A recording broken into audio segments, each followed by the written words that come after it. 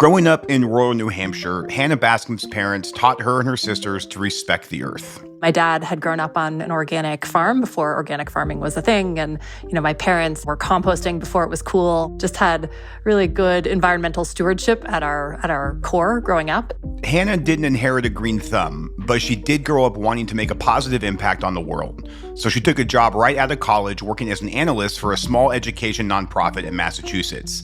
But within a year, she realized she needed to go bigger. So I was working a lot with our corporate funders and also volunteers.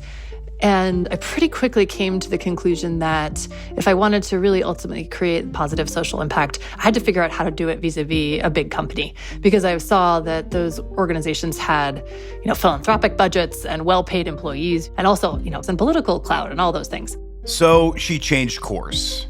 Probably to, honestly, the surprise of many people who knew me in college. I decided that the best thing to do would be to go to business school to sort of earn my credentials and then go to work at a big company to figure it out. And everything was on track until her first week at the Booth School of Business at the University of Chicago. That's when things got crazy. Dramatic news coming out of Wall Street today. The investment bank Lehman Brothers filed for bankruptcy this morning. Brought down by bad mortgage investments, Lehman will be liquidated. The 2008 financial crisis upended everything. And even though Hannah wasn't going into finance, she still felt the impact. It just felt a little bit like my options were more diminished as a result of the macroeconomic trends. But she stuck with grad school. And a year into her program, she got an internship with PG&E. And that's when things really started to click for her. It became pretty clear for me that I cared most about the intersection of people and the climate and clean energy puzzle. I cared a lot less about, the pipes and wires part of the business. Hannah ended up taking a full-time job at PG&E right out of grad school, working on consumer-facing technologies and communications. A couple years later, in 2014, she moved to Nest. This was right after Google had acquired it. I was the first person that had any kind of utility experience and got to do all the fun startup things, wear lots of different hats doing partnerships and sales and market development and just a lot of business scaling stuff too. But as Nest scaled, she realized that she missed working in a more nimble environment. And so there was a certain point in time where it just felt like actually I wasn't leveraging my time and expertise most effectively by being in this organization that didn't value, I guess, the nuances that fill my brain so much about how to scale and have impact with the utility space. So in 2023, Hannah joined Uplight, a technology partner for energy providers. As the company's chief growth officer, she spends a lot of her time now thinking about meeting customers where they are. Because that's the thing, we forget sometimes. Those of us who are real, true energy nerds, I think, lose track of the fact that most of us don't spend much time thinking about rates and, when different devices are using energy and how we at our homes can participate in these kinds of programs. And she's really encouraged by utilities' experimentation with demand-side management. We have to think differently about how we leverage our demand resources. We have to both value and coordinate them in really different ways than we have been so far. Lots of people are paying attention to this space in a way that, 2 years ago they weren't. This is With Great Power, a show about the people building the future grid today. I'm Brad Langley. Some people say utilities are slow to change, that they don't innovate fast enough. And while it might not always seem like the most cutting-edge industry, there are lots of really smart people working really hard to make the grid cleaner, more reliable, and customer-centric. Today, my guest is Hannah Bascom, Chief Growth Officer for Uplight, which sells customer engagement and grid flexibility management solutions. Uplight is a company close to my heart. My first job in the energy sector was with Tendril, which later combined with other startups to form Uplight. Hannah and I talked about the vital role of demand-side management, also known as DSM, for managing load growth, and why she thinks leveraging the demand stack can help utilities to better manage that growth. We talked about one example of that, a pilot program that we at GridX collaborated on. But to kick off our conversation, I asked Hannah to tell us a bit more about what the demand stack is. So if you're a utility, you think about the sources of your energy generation in a few different buckets. So you have your base load, which is your nuclear, maybe your coal. You have intermediate load, maybe other kinds of gas or other coal or potentially now batteries, and then you have your peaking resources. And each of those has different cost profiles and characteristics. So the demand stack is the way that utilities are able to bring together their demand resources to basically match the different layers of the supply cake, we can call it, right? So you have efficiency programs on the bottom and rates in the middle, and then VPPs or demand response at the top. And the thing that I think it's important to note at this moment, as probably your listeners, like I, spend so much time hearing hair on fire about load growth and and kind of confusion around what is a VPP, what does it mean? If we are able to reframe the demand stack as the slices of the DSM pie that we already know and love, it just feels to me like a more reasonable way for us then to talk about, okay, how does this actually help us to meet the challenge of load growth in front of us? And if we kind of break those down, efficiency rates and VPPs, what are some of the important variables that utilities need to consider when deploying those types of resources or programs? So today, the dynamic, we'll just take base, efficiency programs.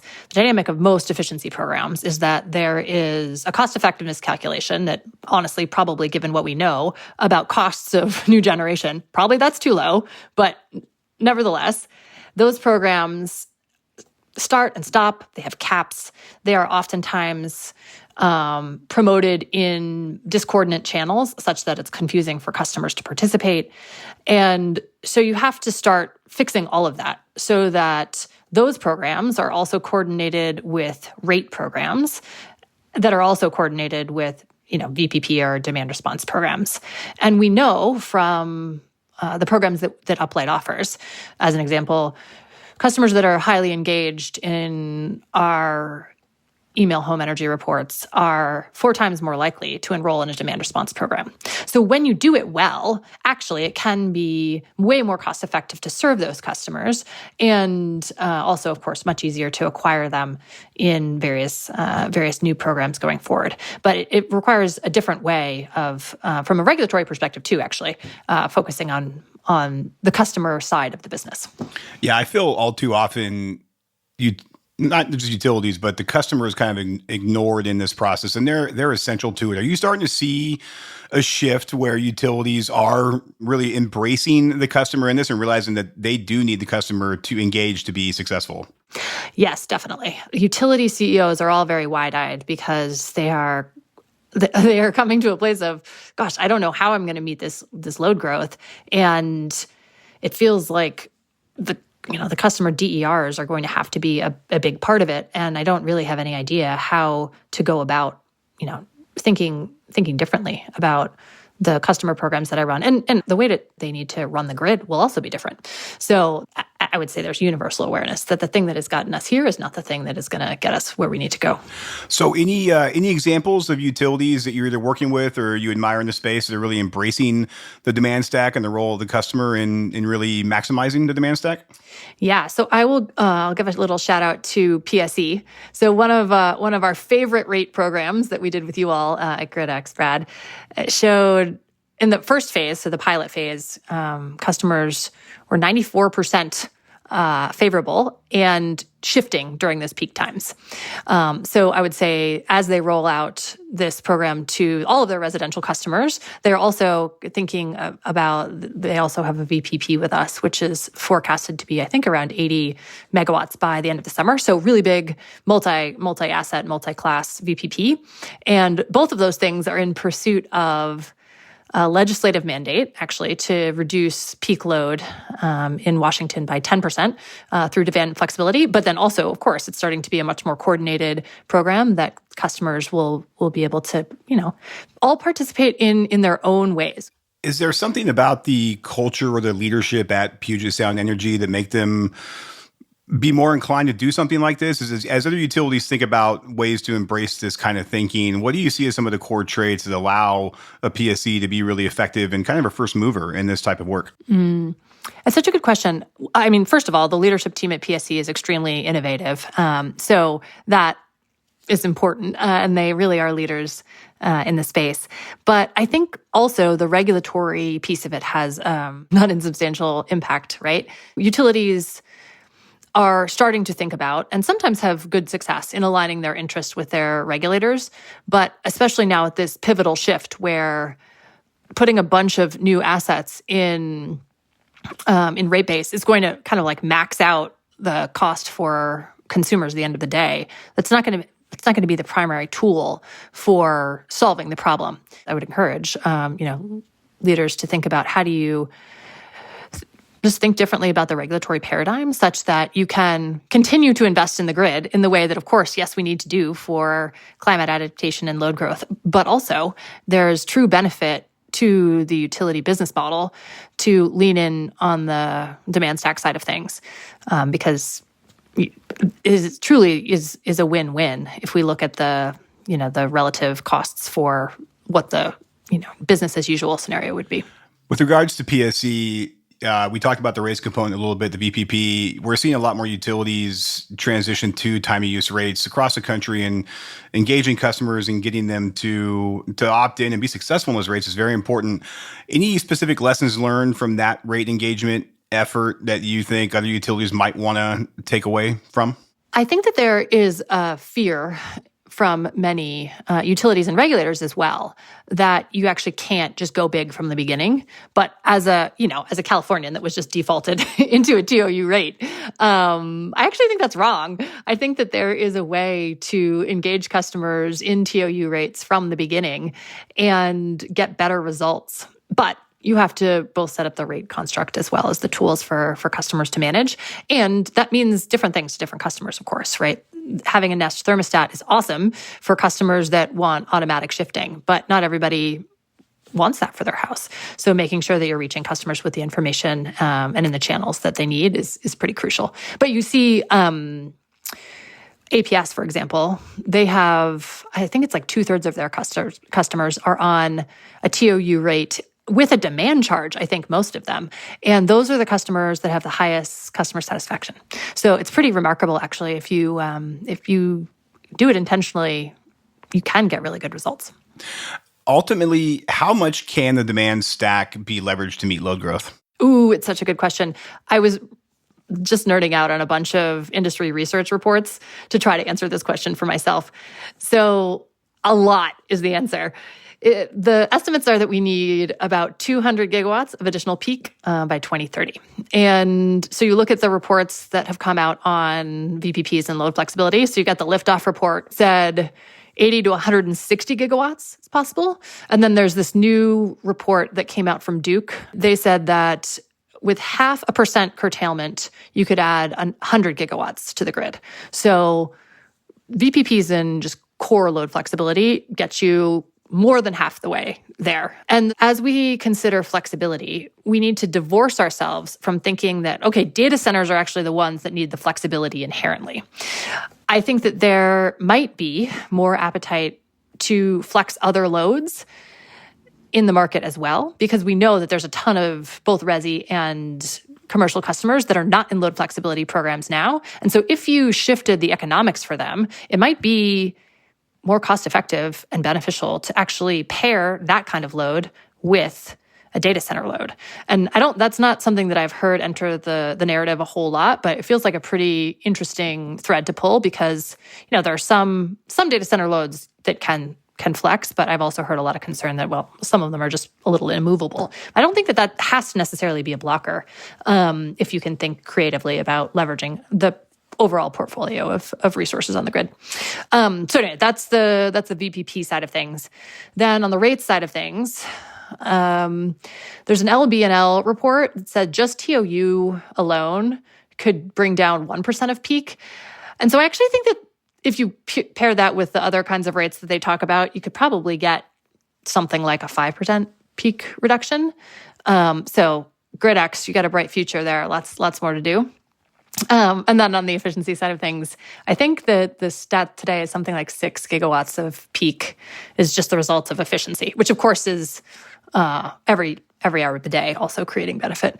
So anyways, I think I felt better as I start putting together all this math because the hair on fire about how are we going to meet load growth is both justified and probably not as bad as everybody thinks, particularly when you think about the out years, a decade, 2 decades, 3 decades, because technology is going to change quite a lot. We're going to get much better at compute. And so I am very optimistic that the kind of doom and gloom scenarios of us not being able to keep up are overfounded. But it's lighting a fire, and that's not necessarily a bad thing. Correct. I 100% agree. And so we welcome that attention for sure. Let's talk about kind of DSM broadly for a second. What's your blue sky vision in terms of where you think utilities can take demand side management into the future? I think that having coordinated DSM programs, as I mentioned before, is really the panacea. And as a human who lives at a home or a business operator, I think it actually means that you have a more comfortable and that your bills are relatively more affordable than they would be otherwise. The version of my parents' efficiency of put on a sweater and we're not turning up the heat, right? That's not the version that we are in now. And there's a sort of fundamentally better experiences with new products that are also energy efficient. And as someone who struggled mightily to figure out, should I install a heat pump in my house? Getting back to rates, it's extremely important that we get the rates part of that right, because it's not inherently cheaper necessarily for you to install a heat pump or get an EV. But I do think that utilities have, particularly on the EV side of things, really gotten smart about that. And so now the next thing is to come up with the right rate design for heat pumps and other home electrification, because you have to encourage rather than discourage this behavior. Yeah, and just how to get more heat pumps in people's homes. It seems like it's one of those situations where, when it breaks, you go fix it. You're not out there kind of actively looking for a solution until you actually need one. So it feels like there's kind of a marketing awareness on heat pumps as well. And then you're right, being able to design rates to optimize those is going to be the next big hurdle to overcome. Well, and I think historically, DSM programs, there's been the efficiency side of things and the load flexibility side of things. And we know, of course, that many products now are able to do both. And so that's even, all the more reason to have this comprehensive approach as you're thinking about customer programs, because a customer who's replacing their water heater, you want to make sure that it is a load flexible enabled one, and that you get them right away enrolled in those programs. So breaking down the traditional silos that have existed in programs is crucial. We haven't talked much about Uplight's backstory yet. It's an interesting one. I actually got to see it firsthand as I was running marketing at Tendril for about 6 years and when this happened. But it was formed through a bunch of mergers starting in 2019, mergers and acquisitions in 2019, and most recently in 2023 when Uplight acquired AutoGrid, which is a virtual power plant and DER provider. I guess my question for you is, it's not quite a big company. It's not quite a small company. It's kind of a mid-sized company right now. But when you look at a strategy like that of bringing multiple different players together, how is that a benefit to the company and to utilities? Like, is it better buying the best of breed from like a single company versus a lot of startups? Like, what do you think advantage that kind of approach gives Uplight? Yeah. I think, Brad, that actually you and I crossed paths circa, 2016 when I was at Nest and you were at Tendril. And it's funny because even though I've only been at Uplight for a couple of years, I've been working with the companies since my Nest days. So I feel like I've been a part of the journey the whole time. So the thesis of bringing together all the companies to form Uplight was that utilities and consumers needed the full end-to-end solution for customer programs. And that's still very much the vision that exists today. I would say along the way, load flexibility has gotten more sophisticated and more important, which kind of led to the AutoGrid acquisition a little over a year ago. And the other thing that I will say with the platform is that we are specifically designed to be the single pane of glass for utilities to bring together all of the programs and resources that they have. And so, it's why we work so closely with GridX, and we can integrate other demand response providers into the platform. But ultimately, the goal is to enable the demand stack through having unified view into what programs exist for your customers, what are the megawatts under management or megawatt hours under management, and then what's the kind of the customer view to forecast and respond as grid congestion comes up. And DSM programs need to be integrated into the core operating systems of the grid. And we're starting to see this now with integrations with various ADMS providers. So we are in the process of integrating with Schneider and GE and OSI at various clients. But the true promise of DERs, I think, exists at the system level, as we just talked about. But when you get down to more of a constrained geography, that's where I think a lot of the value will really be unlocked because, gosh, we know transformer replacements are not easy to come by, and also they're expensive, right? So we have to think just how to, on a more local level, run the grid in a different way. So last question for you. We call this show With Great Power, which is a nod to the energy industry. It's also a famous Spider-Man quote. With great power comes great responsibility. I know you listen to the show, so you were expecting this. What superpower do you bring to the energy transition? I see myself as a convener. So as I mentioned, I've been in this space now quite a long time, and I try hard to stay in touch with the people that I have met along the way and make connections, because ultimately we need each other to accelerate, towards the future. So yeah, for me, it's building bridges between people. Awesome. Well, Hannah, thank you very much. So good to have you on the show. Thanks, Brad. Glad to be here. Hannah Bascom is the Chief Growth Officer at Uplight. With Great Power is produced by GridX in partnership with Latitude Studios. Delivering on our clean energy future is complex. GridX exists to simplify the journey. GridX is the enterprise rate platform that modern utilities rely on to usher in our clean energy future. We design and implement emerging rate structures, and we increase consumer investment in clean energy, all while managing the complex billing needs of a distributed grid. Our production team includes Aaron Hardick and Mary Catherine O'Connor. Ann Bailey is our senior editor. Stephen Lacey is our executive editor. Sean Marquand composed the original theme song and mixed the show. The GridX production team includes Jenny Barber, Samantha McCabe, and me, Brad Langley. If this show is providing value for you, and we really hope it is, we'd love it if you could help us spread the word. You can rate or review us at Apple and Spotify, or you can share a link with a friend, colleague, or the energy nerd in your life. As always, thanks for listening. I'm Brad Langley.